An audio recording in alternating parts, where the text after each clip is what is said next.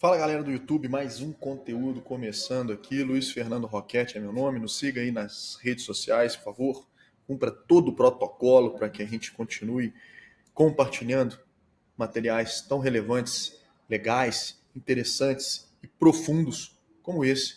É o que eu quero trazer para você agora, tá? Sem mais delongas, esse vídeo traz uma análise bem robusta do GPT 5.2, mas não é aquelas análises rasas que você vê no YouTube, que você vê principalmente em TikTok, Instagram, dos influenciadorzinhos aí, né?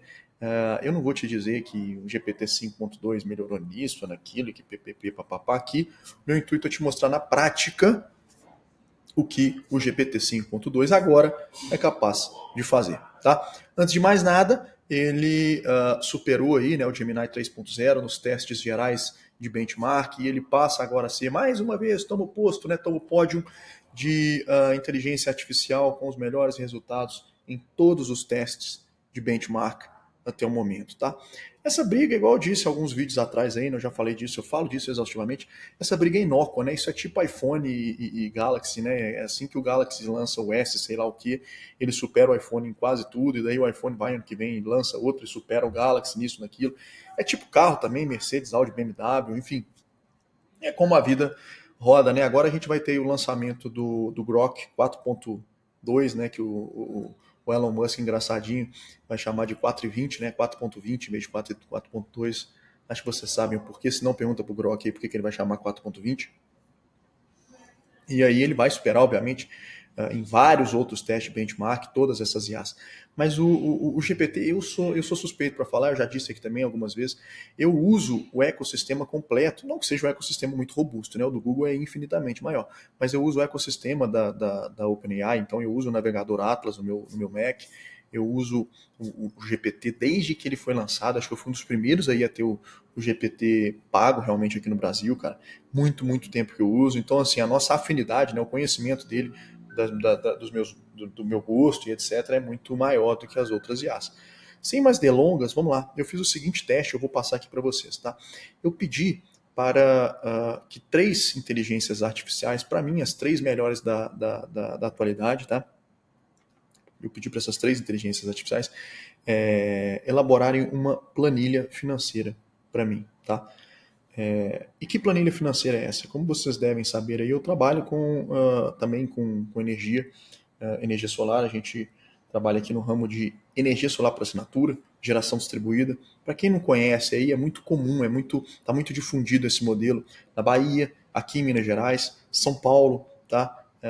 Nos outros estados isso ainda engatinha, mas cada vez mais famoso fica o modelo de energia solar por assinatura. É basicamente um modelo onde você aluga o poder de geração de uma grande usina solar fotovoltaica, tá? Bom, o objetivo dessa análise aqui não é ser técnico e nem robusto em energia, tá? É uma análise sobre inteligência artificial, tá? Então, obviamente, eu não vou debruçar aqui sobre nuances de energia, de GD, nem nada do tipo. E se você quiser, a gente faz um outro vídeo depois, e aí eu passo isso de forma mais robusta, tá? Mas enfim, eu tinha uma demanda aqui, eu tenho uma demanda aqui que eu precisava de fazer um comparativo, uma planilha comparativa. O seguinte: qual é a vantagem entre, ou o que é mais vantajoso, né? Qual modelo é mais vantajoso? Comprar ou alugar? Ou seja, manter o modelo de energia por assinatura, energia solar por assinatura, que é basicamente alugar o poder de geração de outra pessoa, ou comprar. O que é esse comprar? Adquirir um sistema solar fotovoltaico e colocar ele sobre a minha casa ou até mesmo no terreno que eu tenho aí, tá? Esse modelo, apesar de simples, ele é um tanto quanto, como é que eu posso dizer? Ele é um tanto quanto, cara, eu não sei nem se robusto é a palavra certa, mas ele tem nuances do mercado de geração distribuída que podem ser bem complexos de uma inteligência artificial conseguir auferir aquilo ali e trazer esses dados de forma correta e que tem que ser feito, tá? Por quê? Porque o mercado de geração distribuída ele é um mercado 100% brasileiro, tá? Ele não existe em outros lugares do mundo. Então, obviamente também é um mercado muito novo, né? A gente está falando de um mercado que nasce em 2012, mas que vai ser meramente regulado em 2016 ou 2018, não me lembro agora, mas que o marco legal que vai definir as regras do jogo só nasce em 2022 com efeito em 2023, tá? A maioria das empresas aí nascem em 2018, a maioria não, né? Mas as mais antigas, o Dinossauro em 2018, o mercado começa a tomar tração em 2020 por aí, tá?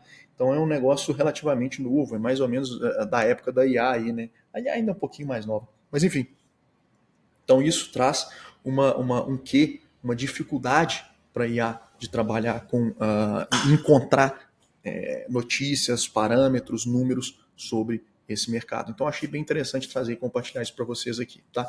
Em terceiro lugar, tá?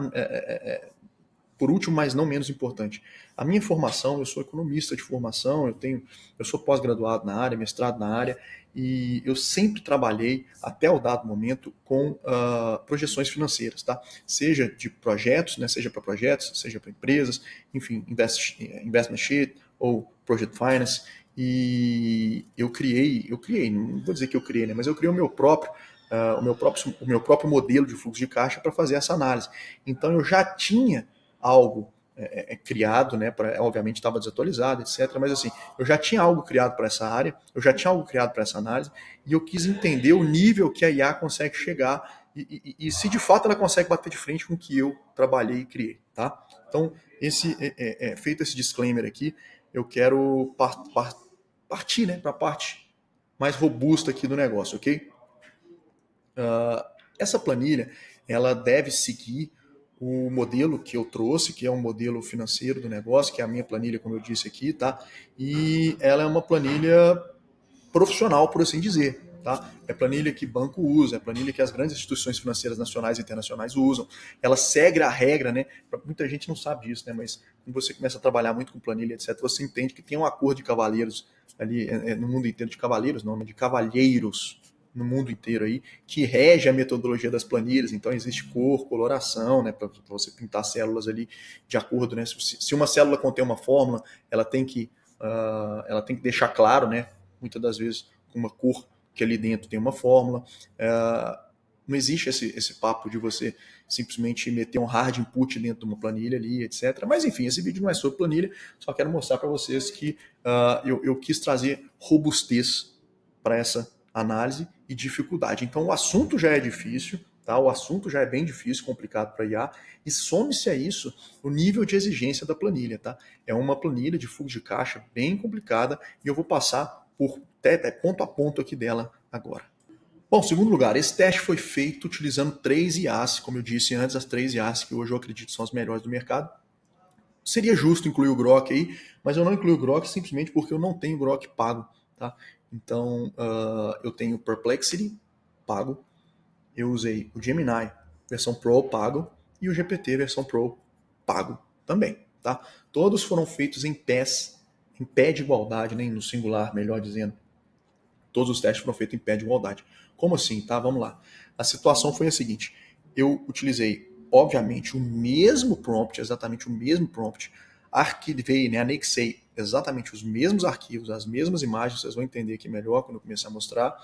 E o teste foi feito no mesmo computador, usei o meu MacBook, tá? Ele estava desplugado da tomada, conectado na bateria. Eu nem sei se isso faz diferença de fato, mas eu quero trazer a maior segurança de que o teste foi feito em pé de igualdade para todos vocês, para aqueles mais chatos também, né? Então, deixar claro que o teste foi feito em pé de igualdade, não só isso, que eu fui chato, que eu fui criterioso, tá? Então, eu imputei uma mensagem por vez, eu comecei com o Gemini, e quando o Gemini me entregou o resultado, eu não estava fazendo outra coisa no computador, não, tá? Quando o Gemini me entregou o resultado, eu fui lá no GPT, dei o play, rodou o prompt, ele me entregou o resultado, eu fui lá no Perplexity e fiz a mesma coisa, tá? Quando necessário ajustes, então, por exemplo, chegou, dei o prompt inicial, eles não me retornaram o que eu queria. Quando necessário ajustes, esses ajustes foram feitos simultaneamente ali, tá? E, enfim, vocês vão entender mais depois que eu seguir aqui. Todos eles foram feitos com o MacBook conectado no Wi-Fi, exatamente no mesmo local, tá? O MacBook ficou parado no mesmo local, eu fui lá, dei o Enter e esperei rodar. Eu não gravei isso porque também seria muito chato da parte de vocês exigir esse nível, né? Muito clubismo. Sem mais delongas, vamos lá, vamos começar a análise. Eu vou passar brevemente o prompt aqui, começando pelo Google Gemini, que foi o primeiro, tá? Cara, o Gemini foi a IA que eu assinei mais recentemente aí, tá? Eu gosto muito do Gemini. Na verdade, eu gosto muito do ambiente do Google, tá? De forma geral, porque, cara, aqui a gente está falando de Gemini, Nano Banana, agora o notebook LM, pô, o Anti-Gravity, sem dúvida é o melhor. Assim, se você quer falar, cara, qual que é o melhor custo-benefício para eu gastar o meu dinheiro hoje com IA? É o Google, porque ele vai te entregar um ecossistema completo por 100 conto. Então, com 100 pila, você consegue ter acesso a um editor de imagem, pô, até hoje o melhor que tem. Você consegue ter um editor de vídeo que é um dos melhores que tem, porque o Sora 2 é melhor, mas o Sora da OpenAI é melhor, mas ele não está aberto ao público ainda. Então você tem basicamente um Lovablezinho aí, né? Que é o Lovable é bem melhor do que ele, mas que é o Anti-Gravity, e você tem um lançamento recente que é absolutamente incrível. Eu vou fazer um vídeo sobre ele, que é o Anti-Gravity. Mas enfim, tá aqui o prompt, vamos lá. Eu coloquei o seguinte: eu quero que você crie uma planilha comparativa, comprar versus alugar. Queremos esmiuçar, como análise financeira profissional e definitiva, qual a melhor opção: comprar e construir o meu próprio sistema fotovoltaico ou alugar via energia por assinatura. Vamos dividi-los assim: 1 ponto comprar, 2 ponto alugar. Isso aqui já tem uma deixa muito importante para você que quer entender mais sobre engenharia de prompt, tá? Recentemente saiu uma pesquisa onde, eu não me lembro qual foi o órgão que fez essa pesquisa, mas que foi vastamente em várias IAs diferentes, foram imputados vários tipos de prompt. E sabe aquele papo antigamente de você é um analista de marketing mais pica do Brasil e agora você vai ser o papel de sei lá o quê. Cara, isso tudo é balela, isso tudo é besteira. Foi provado que isso é balela, que isso é besteira. A IA, a melhor maneira de você imputar um prompt, e isso aqui é legal, né? Mas isso tinha um efeito placebo, o pessoal achava que isso funcionava, mas por quê? Porque quando você escreve dessa maneira, você se força a ser mais lógico, você se força a ter um speech, você se força a redigir ali de uma maneira mais lógica, tá? Então, o que de fato surte efeito para. E essa pesquisa mostra isso. Se eu achar, eu vou deixar o link aqui para vocês. Mas enfim, o que essa pesquisa mostra é o que de fato surte efeito dentro de um prompt para a IA te entregar o melhor resultado possível é ser absolutamente lógico. Quanto mais lógico você consegue ser, melhor você se dá na sua resposta, tá? Geralmente, aqui mais um parênteses, geralmente eu escrevo um prompt dentro de uma IA, então vamos dizer que eu quero construir algo lá no Lovable, eu uso muito Lovable, você sabe disso. Cara, eu vou lá no GPT, eu jogo o prompt e peço pro GPT otimizar o meu prompt para Lovable, tá? Quando não, deixa eu ver até se eu tenho isso aqui, cara.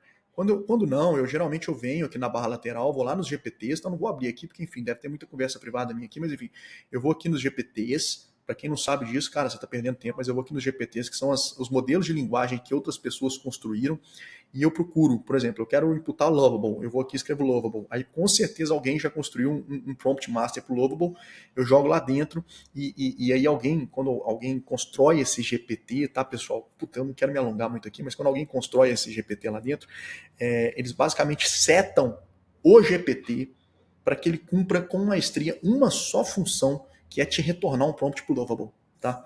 Luiz, mas eu não uso Lovable. Foda-se, o que você usar, você consegue aqui. Então, se você usar o Anti-Gravity, se você usar o Notebook LM, com certeza alguém já construiu dentro do GPT um modelo de linguagem, ou seja, um GPT específico para isso. Então, fica aqui a dica, tá? Isso é a melhor maneira de você construir algo absolutamente incrível, usar uma IA para melhorar e otimizar o seu prompt, tá? Dito isso, eu não fiz isso para esse prompt para não enviesar o resultado. Por quê? Porque, cara, eu ia construir isso com um GPT. Então, provavelmente o GPT ele ia otimizar algo, eu nem sei se ia de fato, tá? Mas eu podia levantar uma red flag aqui para alguém falar, cara, esse resultado aí não ficou legal porque você foi enviesado aqui ali, né? Você usou o GPT e, pô, o GPT é enviesado pro lado dele, ele vai construir um prompt melhor para ele, ou ele vai se entender melhor.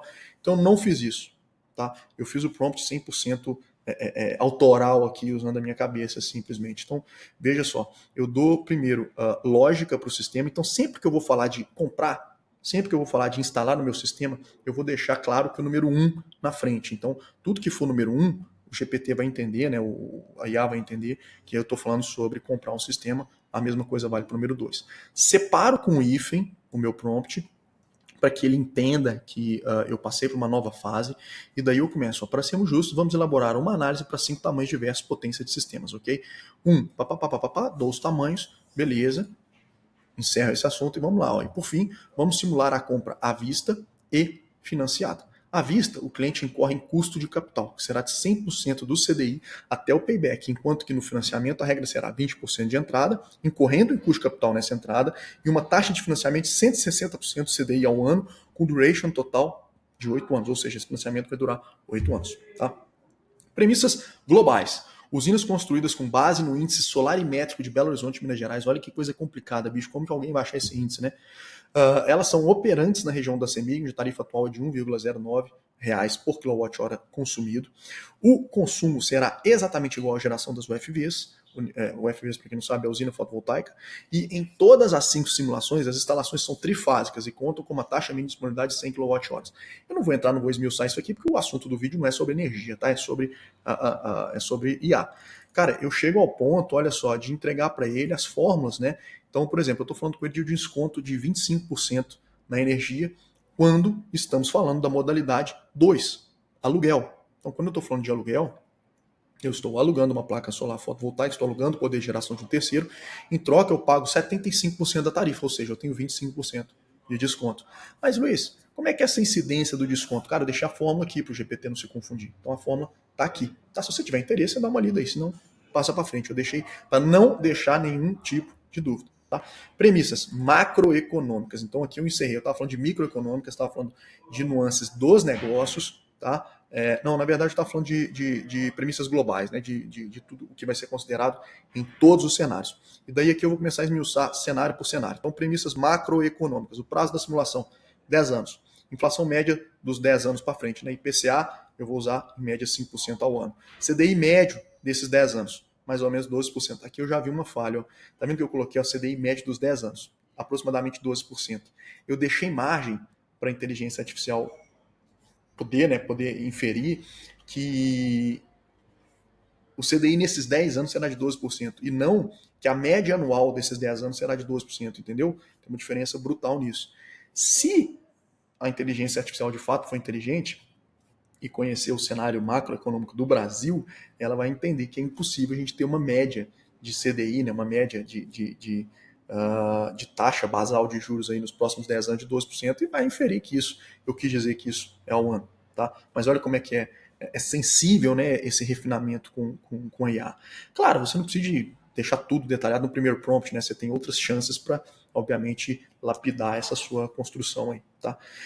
Inflação energética, ou seja, inflação energética é o que corrige a tarifa de energia. Eu vou usar 130% do IPCA, ou seja, ela é 30% maior do que o IPCA. Se o IPCA médio vai ser de 5%, ela vai ser 30%, ou seja, 1,5% maior do que o IPCA, vai chegar a 6,5% ao ano. Premissas microeconômicas, tá? Então aqui eu coloquei o CAPEX, ou seja, o custo de aquisição dessas usinas, tá? Eu coloquei carência para o início da injeção, os OPEX, que são os custos operacionais, né, para o negócio girar, então seguro da planta, operação e manutenção, tá? Demanda contratada, enfim, não vou entrar nessas minúcias aqui, fio B, BPP, papapá. E aqui eu já trouxe as nuances microeconômicas da opção 2, do aluguel, carência para o início da geração, desconto ofertado, CAPEX zerado, não existe custo nenhum para adquirir, e muito menos OPEX. Por fim, vamos às regras gerais para construir.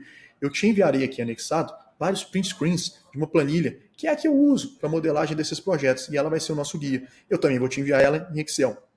Eu enviei print e enviei Excel, porque existem IAs que são melhores em analisar arquivos, como o Perplexity, e outras que são melhores em analisar imagens. Tá? Então eu já deixei as duas maneiras aqui para ter esse pé de igualdade aí nas análises. Tá?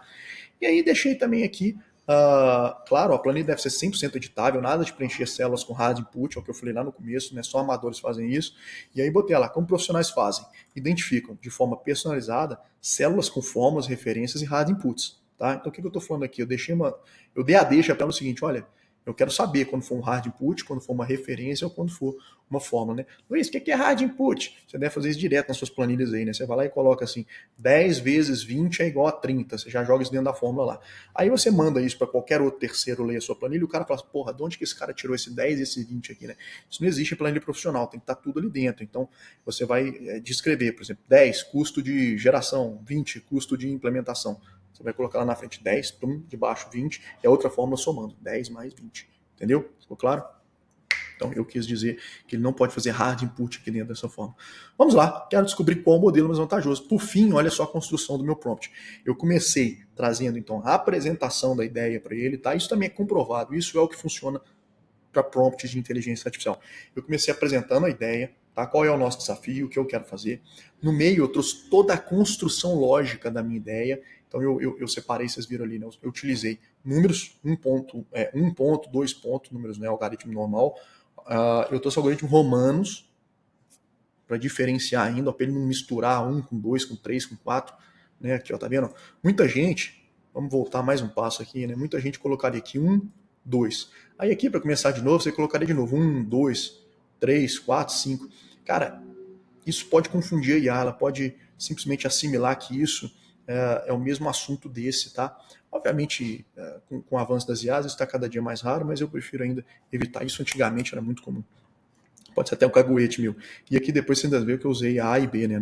Eu usei letras em vez de números, né? Para separar, segregar mais ainda, tá? Mas enfim, eu trago uma construção longo no meio, né? Trazendo toda a base argumentativa para que a IA me entregue o resultado e no final eu dou a conclusão. Vamos lá. O que eu quero saber, né? Quero descobrir qual o modelo mais vantajoso. E é muito simples, olha só, é simples, direto e rápido. Entre todos, e qual é a vantagem desse modelo? Traga indicadores financeiros como payback simples, payback descontado, TIR, deixei, ó, considerando uma TMA de 100% CDI. Ponto final. Claro, rápido, direto. Vamos lá, vamos ver os resultados. Agora eu acho que eu vou cortar esse vídeo para não ficar muito longo e você vai ter que assistir uma parte 2 aí.